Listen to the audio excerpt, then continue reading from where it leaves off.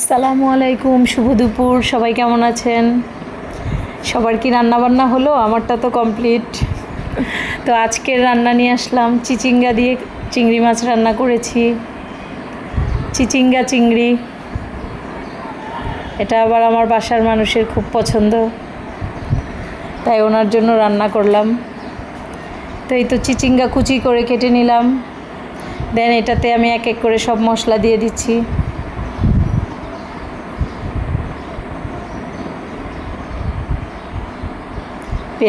পেঁয়াজ কুচি,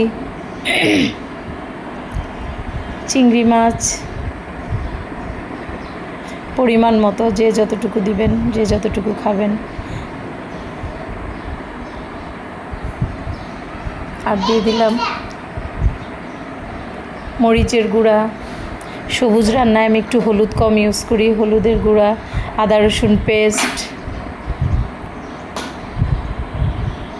লবণ, সব কিছু এক এক করে দিয়ে দিলাম।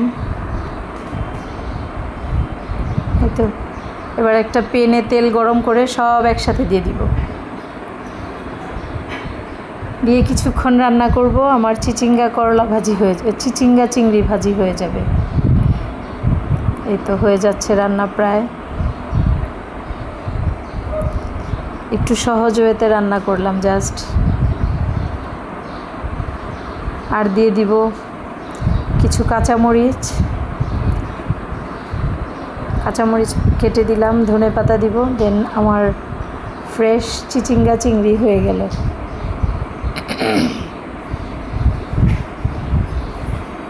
আজকে আসলে চিংড়ি রান্না করছি,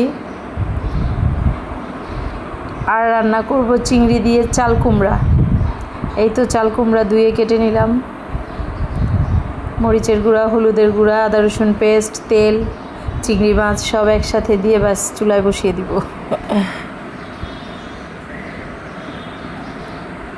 এই তো রান্না হচ্ছে। একটু মশলা এটা মিক্সিং করে দিলাম, এবার ঢেকে দিব, ব্যাস রান্না হয়ে যাবে। মাঝখানে এই তো রান্না প্রায় হয়ে যাচ্ছে। এবার ধনেপাতা কাঁচামরিচ দিয়ে দিলাম, সরি কাঁচামরিচ না, শুধু ধনেপাতা। কাঁচামরিচ দিলে জাল হয়ে যাবে। আর এটা তো একটু সফট, লাউ জালি এগুলি তো আসলে একটু সাদা করেই রান্না করতে হয়, তাই একটু কম মশলায় রান্না করলাম। একটু ঠান্ডা তরকারি এটা। সবাইকে অনেক অনেক ধন্যবাদ। আজকের রান্না কেমন হলো সবাই জানাবেন। আল্লাহ হাফেজ। সবাই ভালো থাকবেন, সবার জন্য শুভকামনা রইল।